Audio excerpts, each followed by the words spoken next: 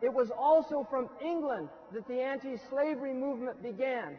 And you should study that movement to understand how effective change can take place, because it was done by the middle class.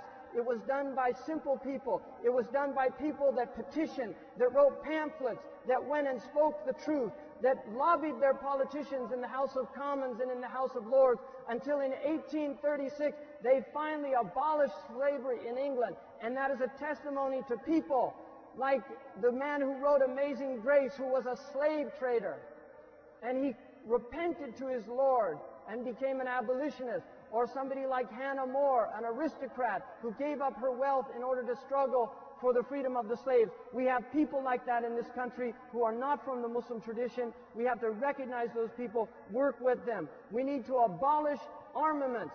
The Muslim world is filled with weapons of mass destruction because England, France, and this country have armed them to the teeth, have squandered the wealth of those countries, have taken the wealth of the children, have taken the wealth of the educational institutions. And why is it that Arabia is the 7th largest purchaser of arms on in this planet? That is wrong. And these people need to be taken into account. Armaments is a great evil. And our Prophet ﷺ said, whoever sells weapons in a time of civil strife is damned to hell. Ba'i al-silah and al-fitnati mal'oon. That the one who sells weapons in a time of civil strife is damned to hell. And this is really where the struggle is. It's stopping the proliferation of weapons, it's stopping the proliferation of drugs, and it's condemning racism, it's condemning the fact that in Rwanda, 800,000 human beings could be massacred in our lifetime, and the world stood by and watched it happen. And then everybody sheds tears for a few white people that die.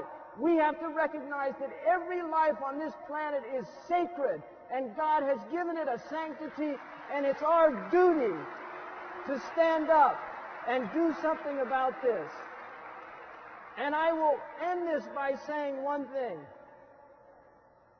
I reject President Bush's statement, you're either with us or you're against us, as much as I reject Osama bin Laden's statement, you're either with us or you're against us. We cannot turn this world into an insane dichotomy of those who support state terrorism and those who support vigilante terrorism. All terrorism is wrong, and bombing civilian populations is inflicting terror on those people. And I shake for the children's hearts that were petrified as the bombs dropped on Baghdad. And I feel ashamed that I'm in this country when things like that can happen in our lifetime. And we reject it. We reject it. And we will speak the truth. And we are Americans, and we are Muslims.